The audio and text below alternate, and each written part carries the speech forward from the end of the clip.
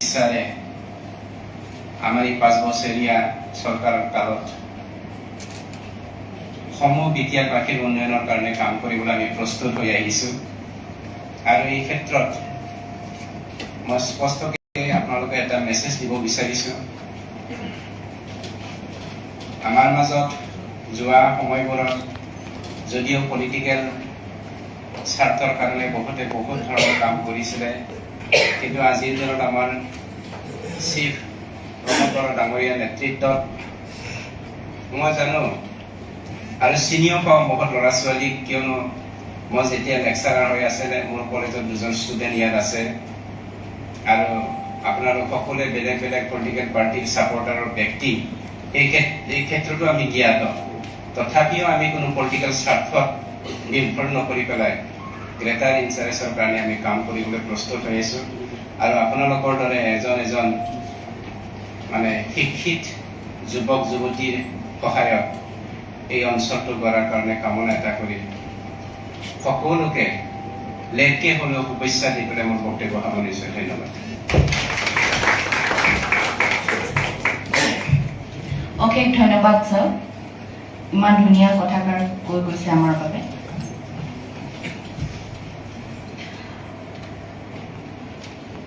I would now like to request Gautam Das sir, EM, to say the goodwill message for us. Thank you.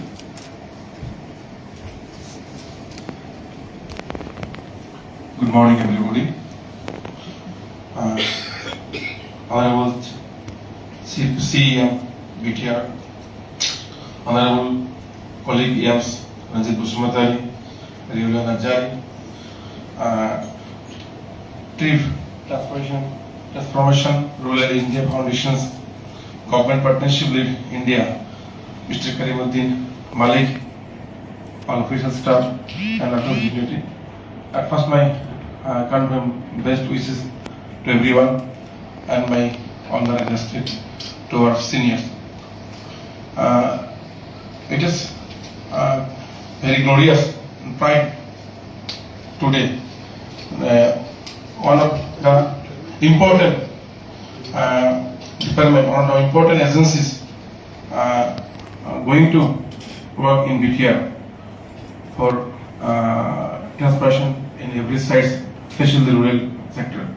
এটা আমার খুব গৌরবের বিষয় যে আজি ট্রান্সফরমেশন রুরাল ইন্ডিয়া ফাউন্ডেশনে আমার বিটিআর তেওঁলোকে আহি পেলাই নিজৰ দায়িত্ব পালন কৰি পেলাই আমাৰ কাৰণে, আমাৰ বিটিআৰৰ কাৰণে, বিটিআৰ ৰাখি 35 লক্ষ জনসাধাৰণৰ কাৰণে আগন্তুক দিনত এক নতুন দিগন্তৰ সূচনা কৰিব বা এটা ইতিহাস গঢ়িব বুলি আমি ভাবোঁ।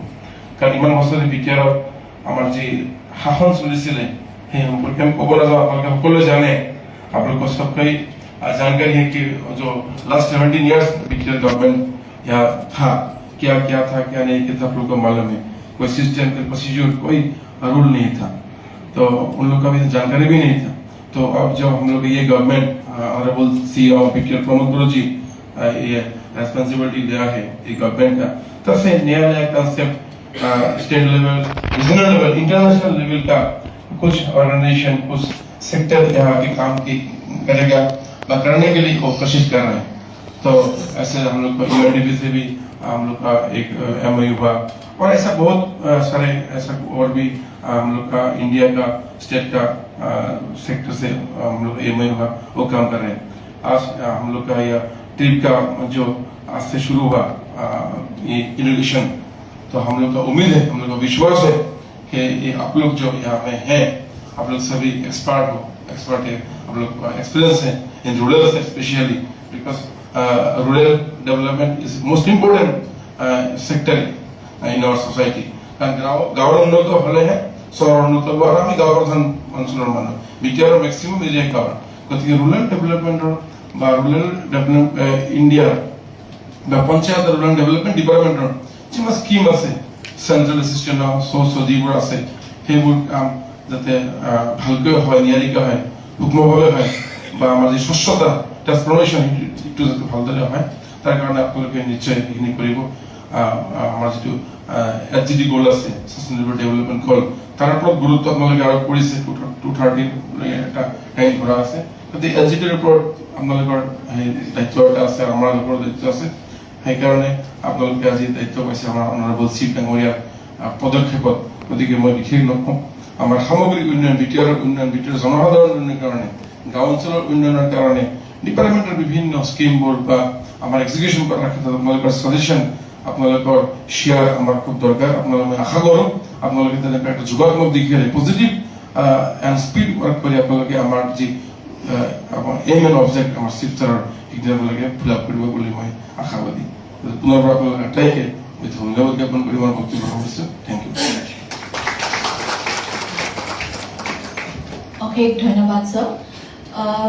আমি আজি সঁচাকেই সুখী আমাৰ মাজত চিফ স্যার আজি উপস্থিত হ'ব পাৰিছে আৰু আমি জানো স্যার বহুতেই ব্যস্ত, গতিকে he has given us his valuable time.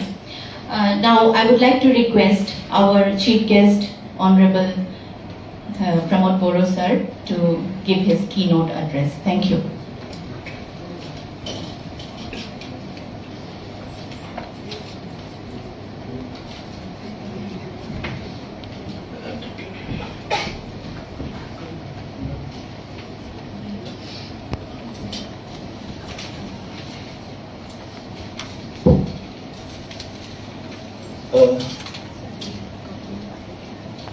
Good morning, my colleague EMs and my advisor Dr. Bello Kekarzi and our secretaries of Bodoland Council, Madam Pratibha Brahma and Karimuddin ji from TRIF and other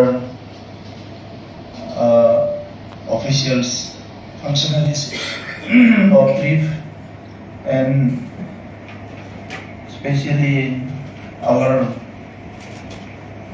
development fellows coming from different part of the country, and especially Northeast and Assam also. Once again, today I welcome you in our headquarter, Secretariat, Assembly Hall, Assembly Auditorium, and it is a very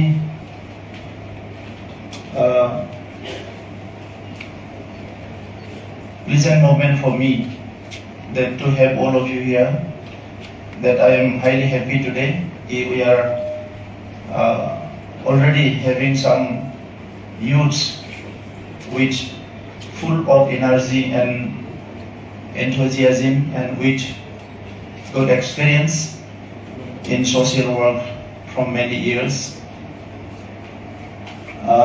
The world looking India and most of the world leader saying that India is a young country, and we have the highest number of young people in our country, and I believe the young people can change the world.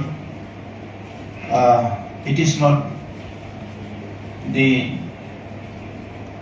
old generation, it is the young generation who have dreams, aspiration, and they have loads of vision in their mind.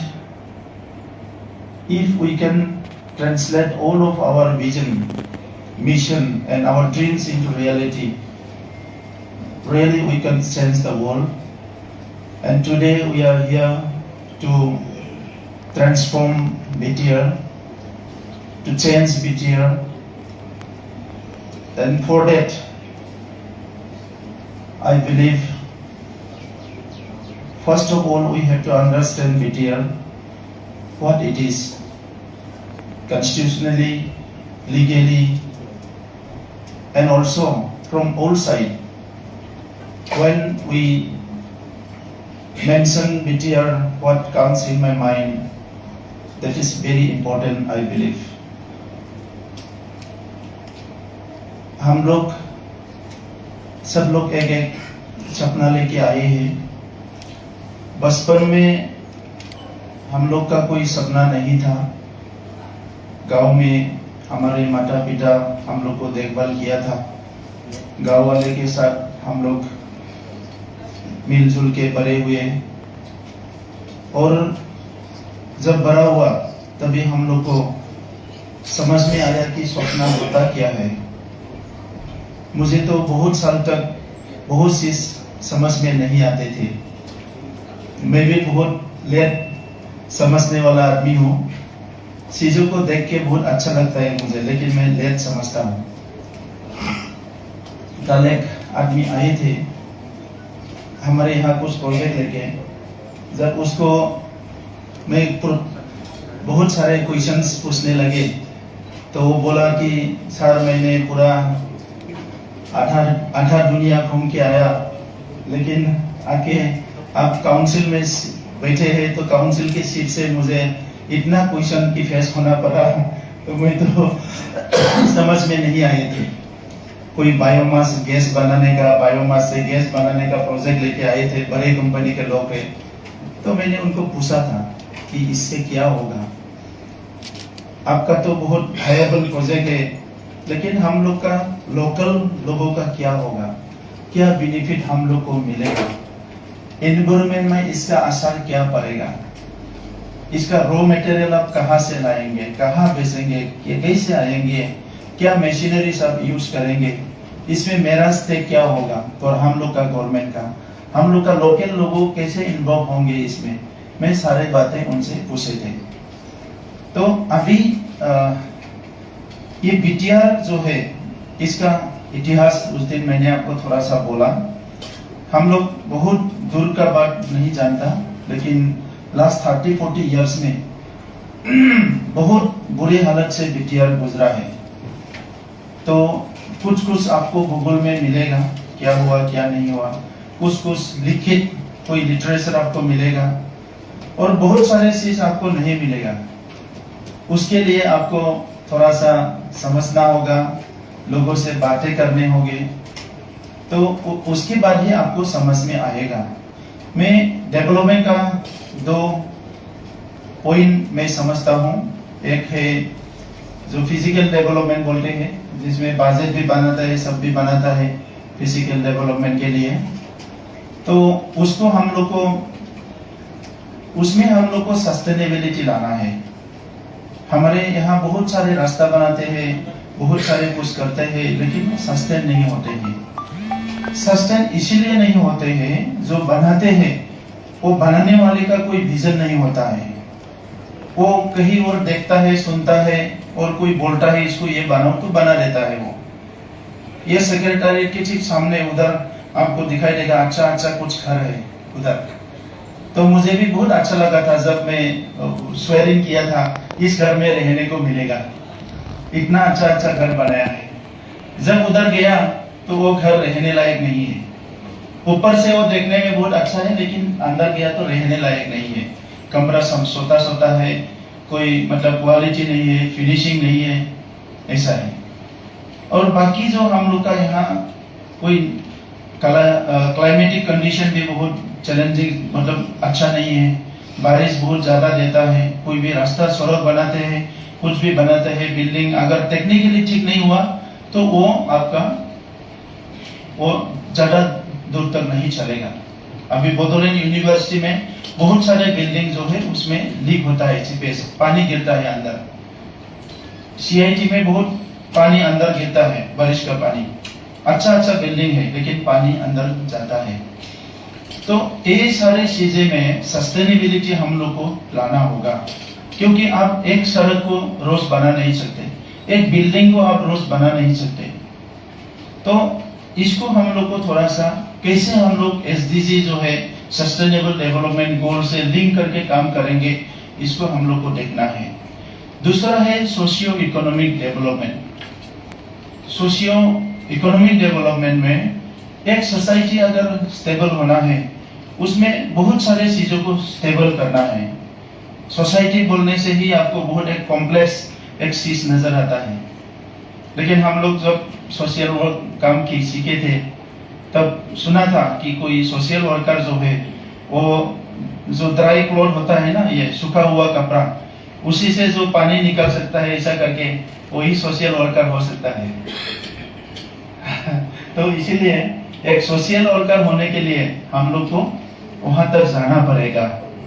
तो आप लोग इतना मतलब अच्छा पढ़े लिखे है, आप लोग का बहुत ब्राइट फ्यूचर है, तो इसको कहीं खोना नहीं है।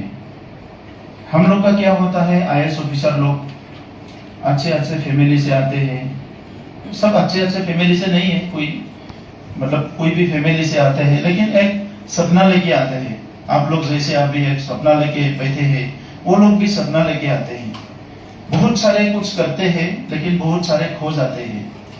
हम लोग को खोना नहीं है, खोने से तो फिनिश, तो हम लोग को खोना नहीं है। प्रॉब्लम से हम लोग को डोमिनेट नहीं होना है, प्रॉब्लम को हम लोग को डोमिनेट करना है।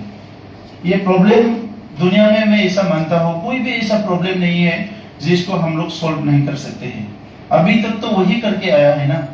अभी तक हम लोग का जो सिविलाइजेशन है, आप देखिए क्या हम लोग इंसान ने नहीं किया है, सब कुछ किया है। तो इसमें ना बोलने का तो कोई चांस ही नहीं है। मैं एक किताब में छोटा सा पेपर में पढ़ा, बिल गेट्स को किसी ने पूछा था, अभी सबसे कॉम्प्लेक्स वर्क को अगर आपको करने देगा, सबसे कॉम्प्लेक्स वर्क आप किससे करवाएंगे बोल के, तो बिल गेट्स ने बोला कि मैं सबसे इडियट आदमी से करवाऊंगा। बोला एक सबसे कॉम्प्लेक्स काम को एक सबसे इडियट आदमी से करवाऊंगा। तो उधर तो कुछ ज्यादा एक्सप्लेन नहीं किया, मैं समझ लिया कि अगर कोई मतलब इडियट बोल के तो कोई नहीं है, ये बुरा होगा किसी को इडियट बोले तो, लेकिन जो वो थोड़ा सा नासमझ आदमी है उसको अगर काम करने देगा तो वो कुछ तरीका निकलेगा अपने से, और उसका तरीका जो है वो आसान होगा। क्योंकि पढ़े लिखे लोग ऑल द टाइम वो थोड़ा सा ऊपर से सोचेगा ही, क्योंकि वो बहुत पढ़ा है, बहुत जाना है, तो ऊपर से सोचेगा। तो उसका जो मेथोडोलॉजी है, उसका जो मेथड है, उसको साधारण आदमी जो है फॉलो कर नहीं पाएंगे। लेकिन साधारण आदमी का जो सोल्यूशन है उसको सब फॉलो कर पाएंगे, जिसको ITK बोलता है, इंडिजिनस जो हम लोग का नॉलेज है, नॉलेज सिस्टम है। अभी भी देखिए बहुत आसान है, वो इको फ्रेंडली है, सब फ्रेंडली है, वो एनवायरमेंट फ्रेंडली है और बहुत आसान है। लेकिन उसमें थोड़ा सा क्या है, अभी सस्टेनेबिलिटी नहीं है। तो सस्टेनेबिलिटी में लाने के लिए उसको ही अगर थोड़ा सा हम लोग को थोड़ा सा नॉलेज इनपुट देके, थोड़ा सा हम लोग का जो ज्ञान है इसको थोड़ा सा वहां लगा के अगर सस्टेनेबिलिटी लिया जाए तो वो बहुत आसान से बहुत आगे हो सकता है, वो बहुत सबका यूजेबल हो सकता है। तो इसीलिए हम लोग को सोचना है कि हम लोग कहाँ से शुरू करेंगे। तो बोडोलैंड में अभी हम लोग का जो 1.5 years हो गया, मेरा समझ में ये आ गया कि इसमें हम लोग बहुत कुछ कर सकता है, बहुत कुछ, बहुत हम लोग जो सोचता है वही कर सकता है। क्योंकि स्टेट गवर्नमेंट में, सेंट्रल गवर्नमेंट में जो फ्लेक्सिबिलिटी नहीं है वो यहाँ है, यहाँ वो फ्लेक्सिबिलिटी है, और सेक्टर बहुत छोटा है। लेकिन क्या है, 30-40 years का जो हम लोग का पॉलिटिकल कल्चर बना एडमिनिस्ट्रेशन कल्चर जो बना, उसमें कुछ अच्छा भी है, कुछ बुरा भी है। वो TN सेशन ने एक किताब लिखा था, डीजेनरेटिंग इंडिया बोल के, डीजेनरेटिंग इंडिया। TN सेशन ऐसा ऑफिसर था जिसको 12 महीने में 13 बार ट्रांसफर किया था गवर्नमेंट जॉब में, वो IAS ऑफिसर था। तो उसकी किताब में लिखा डीजेनरेटिंग इंडिया में, तो वो इंडिया जो है वो खड़ा होना शुरू हुआ आफ्टर इमरजेंसी। दो इंडिया का बात किया उसने, इमरजेंसी का पहले का इंडिया, इमरजेंसी का बाद का इंडिया। और हम लोग जो जनरेशन है, इमरजेंसी का बाद का जो इंडिया है वो थोड़ा सा पोल्यूटेड इंडिया में हम लोग जन्म लिया है। इमरजेंसी से पहले का इंडिया पोल्यूटेड नहीं था ज्यादा, हम लोग थोड़ा सा पोल्यूटेड में आ गया। तो इसीलिए हमारा जो सोच है उसमें थोड़ा सा इधर उधर हो जाता है। लेकिन सोशियो इकोनॉमिक डेवलपमेंट को इंश्योर करे बिना आप बाकी डेवलपमेंट को नहीं कर सकते हैं। डेवलपमेंट किसको चाहिए? इंसान को चाहिए, हम लोग को, सिटीजन को चाहिए, सोसाइटी को चाहिए डेवलपमेंट। अदरवाइज डेवलपमेंट किस काम का है? अगर सोसाइटी को आप नहीं देखें कि ये सोसाइटी क्या डेवलपमेंट चाहिए, कैसे डेवलपमेंट को ये कर पाएंगे, इनका जो साइकोलॉजी क्या है, इनका बिहेवियर क्या है, वो इसका वीकनेस क्या है, स्ट्रेंथ क्या है, उसका सोर्स कैसे है, कैसे एनवायरनमेंट में वो कर सकता है, उसको आप अगर आप स्टडी किए बिना आप बड़ा बड़ा पॉलिसी लेते रहेंगे, वो नहीं होगा। हम लोग का जो ट्राइबल आदमी लोग जो है वो बहुत सारे बात को समझता भी है और नहीं भी समझता है। इनको आप देख के समझना है। बहुत सारे लोग आके बोलता है मैं ट्राइबल के साथ 20 इयर्स काम किया, 15 इयर्स काम किया, तो क्या किया आपने? बोले तो वो बोला कि मैं इकोनॉमिक अपलिफ्टमेंट के लिए काम किया। तो उसको पूछेगा कि क्या बात किया, क्या आप डेवलपमेंट किया, मुझे बताइए तो सही। तो बता नहीं सकता है क्योंकि वहां सस्टेनेबिलिटी नहीं है। तो मैं एक आदमी को बोला कि आपने बोला कि ट्राइबल के साथ 25 इयर्स काम किया। मैं तो खुद ट्राइबल हूँ। आप किताब के सामने जाके बोलेगा कि मैं आपको पढ़ा है, मैं तो खुद किताब हूँ ना, है ना, वो तो डिफरेंस होगा ना। वो बोल रहा है कि मैं आपको 25 साल पढ़ा, आप मुझे पढ़ा है लेकिन मैं खुद किताब हूँ। तो मुझे पूछो आप, मैं जानता हूँ ट्राइबल कब रोता है, कब हंसता है, कब अच्छा लगता है, कब बुरा लगता है, क्या कर सकता है, नहीं कर सकता है। अभी भी गांव में, ट्राइबल गांव में ना बनाना प्लान होता है ना, वो केले का पौधा, वो बिहू के टाइम में उसमें सरसों का तेल बोलता है ना, मिट्टी का तेल लगा के उसमें सड़ने का कंपटीशन करता है। वो फिसल जाता है ना, ऐसे खेल अभी भी खेलता है। एक सुहा के लिए पूरा दिन भर घूमता है एक आदमी, पकड़ने के लिए, खाने के लिए। एक केकरे के लिए वो दिन भर वो खोदेगा। वो केकरा एक मिला तो उसको खुश हो गया। कोई फैमिली उससे नहीं, वो सब लोग खा भी नहीं सकता है उसको, लेकिन वो दिन भर उसके लिए टाइम देगा। केकरा को निकलना ही निकलना है। देखो उसका दिमाग कहाँ है अभी भी, है ना। जैसे कि वो एक नेवला, वो मतलब गाड़ी को क्रॉस करके भाग गया, तो बड़ा आदमी होने से भी गाड़ी को रुकेगा। वो है नेवला गया, पकड़ना था उसको। तो क्या है, आप उसी लेवल तक अभी तक है। तो इनको वहां से उठाने के लिए हम लोग को कुछ काम करना होगा। हम लोग तो स्कीम का बात हर टाइम करता है, ये स्कीम है, ये स्कीम है, ये योजना आया, ये योजना आया, ये योजना आया। इतना योजना आया है इंडिया इंडिपेंडेंट के बाद 70 इयर्स में, डेवलपमेंट क्यों नहीं हुआ है? कहां अटक गया ये, कहां फंस गया वो डेवलपमेंट? इतना पैसा आया। भारत का फर्स्ट बजट कितना था? 2000 करोड़। अभी का बजट कितना है सिद्धर भाई? कितना लाख करोड़ है? वो तो कम से कम 15-20 लाख करोड़ का बजट होगा अभी इंडिया का। 2000 से 20 लाख करोड़ का बजट हो गया, है ना। डेवलपमेंट कहाँ गया? कोई मेट्रो सिटी में, बड़ा सिटी में थोड़ा सा देखने को मिलता है, हाँ डेवलपमेंट। बाकी आप झारखंड में जाइए, गांव में, छत्तीसगढ़ में जाइए, असम में रूरल एरिया में जाइए, इवन महाराष्ट्र में। उस दिन एक भाई ने बोला था वो गढ़चिरौली में काम किया है, तो उस चंद्रपुर में भी घुमा था, उधर तो कोई डेवलपमेंट है ही नहीं, टॉयलेट ही नहीं था। 2014 में मैं एक जगह में गया था, इतना एरिया घुमा, 25 किलोमीटर में एक वो एरिया में कोई टॉयलेट ही नहीं था। टॉयलेट एक जगह पे मैं यहाँ से इकट्ठा करके 7 लाख रुपया भेज दिया टॉयलेट बनाने के लिए। उस टाइम में वहां गया था एक बार। तो अभी डेवलपमेंट कहाँ है, तो उसको हम लोग को देखना है। छोटा चीज बनाइए और सोसाइटी के लिए काम आए, छोटा चीज बनाइए। रूरल डेवलपमेंट में हमारे बदौलत में लास्ट 15 इयर्स में 10,000 करोड़ से ज्यादा पैसा आया है, मोर देन 10,000 करोड़। वो पैसा कहाँ गया है? 10,000 करोड़।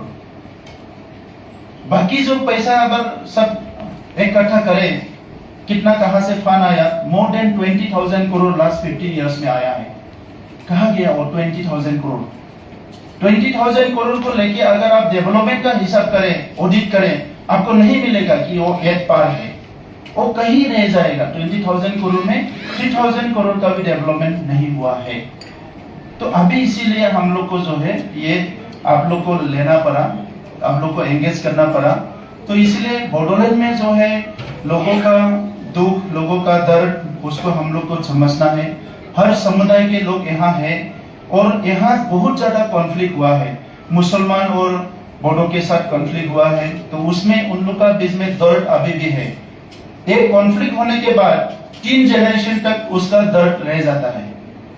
आप लोग तो जानता है ना उसके बारे में कि मैं मान लीजिए मैं फर्स्ट जनरेशन, मेरा पिताजी को किसी ने मार दिया, मेरा इस जन्म में मैं तो भूलूंगा नहीं, मेरा पिताजी को उसने मारा, इसने मारा, इसने मारा, पूरा मरते दम तक। मेरा भाई को भी मेरा भाई भी नहीं भूलेगा, मेरा दीदी, मेरा बहन भी नहीं भूलेगा, हम लोग का मामा, सासा, ससुर कोई नहीं भूलेगा कि मेरे पिताजी को उसने मारा है। इसके बाद क्या होगा, मेरा बेटा, मेरा बेटी को भी याद होगा, क्योंकि वो लोग पूछेगा हम लोग का दादाजी को किसने मारा, कैसे मारा। मैं बोलूंगा तब एक्स ने मारा, तो उसको भी याद रहेगा, एक्स ने मारा, एक्स ने मारा।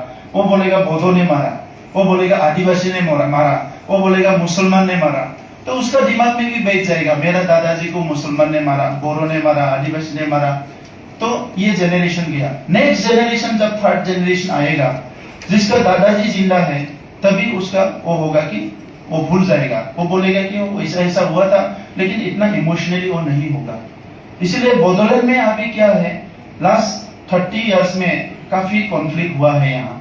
वो कॉन्फ्लिक्ट की वजह से हम लोग का यहाँ पीस लाने के लिए हम लोग को काम करना होगा। इसीलिए हम लोग बोला peace Bodoland, green Bodoland and smart Bodoland. Smart तो कहीं भी यूज हो रहा है अभी। पीस सबसे प्रेशियस, वेरी इंपॉर्टेंट चीज जो है पीस है।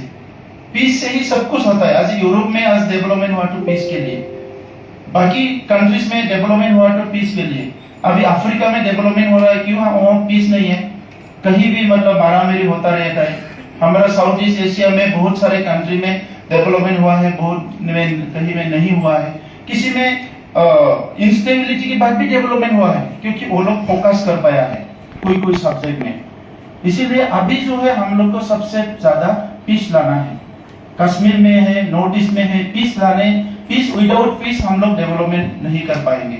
और मणिपुर में आप देखिए, कहीं कहीं अरुणाचल में तो पीस है, फिर भी डेवलपमेंट नहीं हुआ है। रिमोट एरिया में वहाँ कुछ चैलेंजेस है, मतलब हिल्स एरिया में। मिजोरम में अभी भी डेवलपमेंट नहीं है, गाँव में बहुत दूर दूर तक आपको जाना पड़ता है, कोई वो नहीं है डेवलपमेंट, रास्ता नहीं है, ये नहीं। तो ये सारे चीजें जो है पीस लाने के बाद हम लोग को विजन एक बनाना होगा, मिशन एक बनाना होगा। तो हम लोग का पीस आया। अभी भी पीस 100% हम लोग नहीं बोल सकते हैं, क्योंकि यहाँ अभी भी इलीगल हथियार का जो है जो बात है, ये अभी भी चलता है। इलीगल हथियार जो है, मारामारी जो है, अभी भी यहाँ है। इसीलिए बहुत सारे एनजीओ जो है, सोशल ऑर्गेनाइजेशन जो है, वो काम करने नहीं आते थे। मैं लास्ट 19 ईयर से मैं यहाँ काम कर रहा हूँ। हम लोग के इधर उधर बोली जाता है, कभी गाड़ी में पत्थर गिरता है, कभी कभी मुझे भी लगता था क्या जरूरत है, कहीं जाके दूर में जाके काम करते हैं।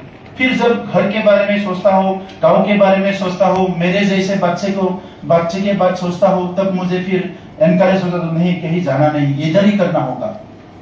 और 1999 में 1920 में मेरे साथ भी बहुत बड़ा अच्छा हुआ। उसके बाद मैंने फॉर्म कर लिया कि बोडोलैंड को पीस करना है। और 99 के बाद मैं यहाँ का बोडो मूवमेंट को समझने के लिए कोशिश किया, लोगों को समझने के लिए कोशिश किया। एक दिन के लिए भी नहीं मैं इधर उधर नहीं गया, इधर ही रहा, पूरा इधर ही घूमता रहा, हर सिचुएशन को फेस किया। उसके बाद मुझे लगा कि इसको करना ही है और मुझे ही करना पड़ेगा। कोई करे ना करे, ये मुझे ही करना पड़ेगा, मुझे ही बोलना पड़ेगा, आगे मुझे ही जाना होगा। तभी जाके हम लोग फिर मूवमेंट किया 2010 से। लेकिन हमारी टाइम में हमने एंश्योर किया, आंदोलन करूंगा लेकिन एक भी खून नहीं बहाऊंगा। पूरा 100% गांधी जी का फिलोसफी लेके 10 साल हम लोग ने आंदोलन किया। और 10 साल में हमने ये किया, एक साथ नॉन वायलेंस का भी स्टार्ट किया, गवर्नेंस का भी काम स्टार्ट किया, सबका काम स्टार्ट किया। और इसी से आके 10 इयर्स में सरकार भी बदला दिया, पीस का भी एकॉर्ड कर लिया, सब कुछ वहां बैलेंस हो गया।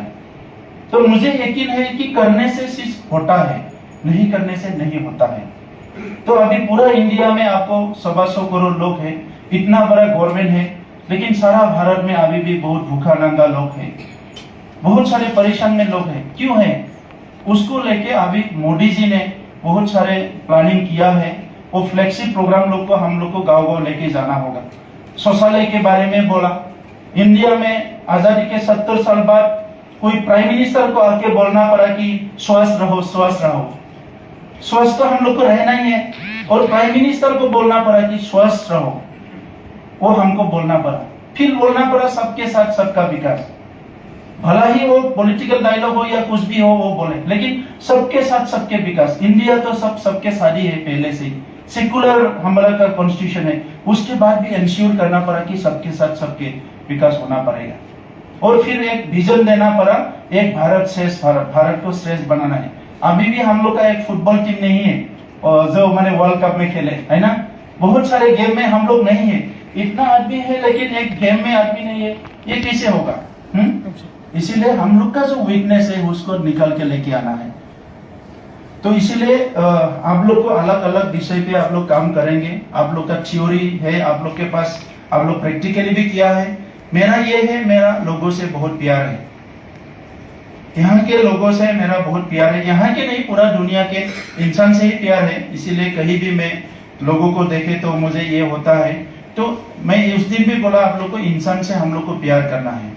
और गवर्नमेंट को जो है, आप कोई भी हो, वो करप्शन ऐसा एक सिस्टम है। अभी इसीलिए मैंने ही बोला कि टेररिज्म के बाद अगर कोई हम लोग का समाज का कोई ऐसा मतलब चीज है जो समाज को डिस्ट्रॉय कर सकता है, वो करप्शन है।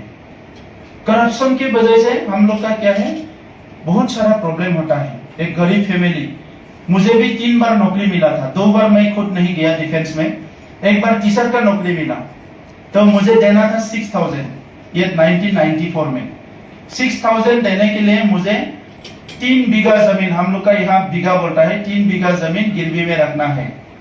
तो उसको मैं अगर रखूं, ज्यादा जमीन नहीं है, सपोज मान लिया मैंने, रात में सो गया, मैंने सोचा जमीन को रखेंगे, कल नौकरी लेंगे, परसों अगर मैं रास्ते में जाते जाते बास ने मुझे पीछे ठोक दिया तो मैं तो मर जाऊंगा, फिर मेरा माता पिता वो जमीन खुद फिर नहीं मिलेगा, वो लोग क्या खाएगा?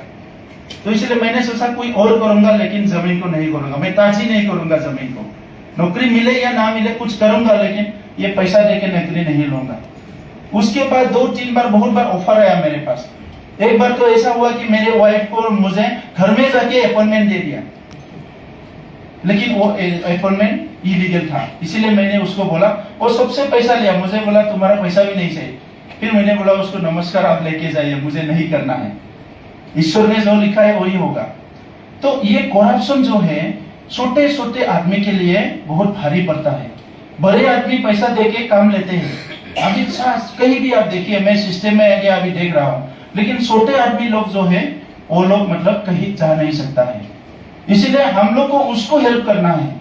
जो एबल आदमी है उसके लिए नहीं सोचना है, वो तो करेंगे ही करेंगे, आपका बेटा बेटी सब पढ़ाएगा, सब कुछ करेगा, लेकिन जो उस लेवल के अंडर प्रिविलेज है वो लोग कुछ नहीं कर सकता। उनका ना वॉइस है, ना स्ट्रेंथ है, ना एनर्जी है, ना पैसा है, ना कुछ है, कुछ नहीं है, लेकिन वो भी इंसान है। तो इंसान का काम आना चाहिए। इसीलिए हम लोग का यहाँ जो डेवलपमेंट मॉडल है, मैं इसको, ये डेवलपमेंट मॉडल को पैसा लाओ काम करो इसमें खत्म नहीं करना चाहता। इसको जो है, जो भूटान ने किया है ग्रोस नेशनल हैप्पीनेस, हम लोग को हैप्पीनेस तक लेके जाना है, लोगों को अंदर से बदलना है, एक वर्क कल्चर लाना है, उसमें हम लोग को जोड़ना है। इसमें मेरा ये मानना है, अगर एक प्रोफेसर का ब्रेन को एक ठेला वाला को लगा दिया, एक प्रोफेसर का ब्रेन को अगर रिक्शा वाला को लगा दिया, ब्रेन को चेंज करके, और रिक्शा वाला भी प्रोफेसर के जैसा सोचेगा। अभी आप लोग का कोई किसी का मतलब जो स्मार्ट ब्रेन है वो किसी को भी मतलब लगा देने से वो भी ऐसा ही सोचेगा।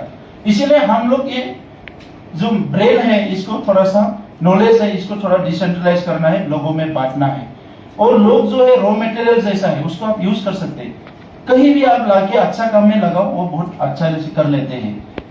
लेकिन हम लोग उसके लिए ऑनेस्टली विथ सिंपल, क्योंकि वो लोग क्या है आपके नजदीक में आ नहीं सकता है, उससे बात करना है, उसको बदलना है तो आपका उसके साथ मिलना पड़ेगा। जैसे कि गांधी जी ने साउथ अफ्रीका में आने के बाद पूरा इंडिया घुमा था, घूमते घूमते वो ड्रेस भी उनका चेंज हो गया था, बाद में आधा हो गया था उसका ड्रेस, तो उसको वो आधा क्यों पहना? इंडिया के आदमी आधा से ज्यादा लोग ऐसे रहते हैं तो उसको भी रहना पड़ेगा। हाँ? मेरे साथ एक कहानी हुआ, मैं छोटा सा कहानी शेयर करता हूँ आपको। एक दिन मेरे टाउन में पुलिस ने पकड़ लिया मुझे, स्कूटी लेके मैं जा रहा था कहीं कुछ लेने के लिए शाम को, तो पुलिस ने मुझे पकड़ लिया एक ट्रैफिक में, हे रुको रुको रुको बोल के थाना में। तो मैं स्कूटी रुक दिया, तो बोला तुम हेलमेट क्यों नहीं पहना? बोले सॉरी, तो कोई भी पहनता नहीं, नजदीक में जाने से मैं भी नहीं पहना, इसलिए सॉरी, कल से पहनूंगा। ऐसा नहीं होगा, तुम रखो साइड में। तो मैंने स्कूटी रख दिया। तो दूसरा आदमी आया, वो भी हेलमेट नहीं पहना।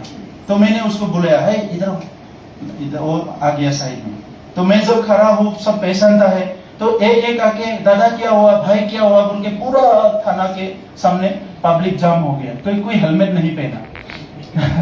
तो मैं बुला रहा हूँ किसी किसी को, तो पुलिस ने मुझे बोला, वो ट्रैफिक ने, अरे तुम ज्यादा कर रहे हो, तुम क्यों बुला रहे हो? क्योंकि ये भी हेलमेट नहीं पहना, वो भी नहीं, सब जितना भी हेलमेट नहीं पहना आज मेरे टाउन में सब इधर आ जाएगा, क्योंकि आपने बुलाया है। तो उसने बोला, तुम क्या बोल रहे हो, सब लोग नंगा रहेगा तो तुम भी नंगा रहेगा क्या? मैंने बोला नंगा तो रहना ही पड़ेगा, अगर सब लोग नंगा हो गया मैं कहाँ से पहनूंगा, नहीं तो मुझे इधर रहने नहीं देगा ना।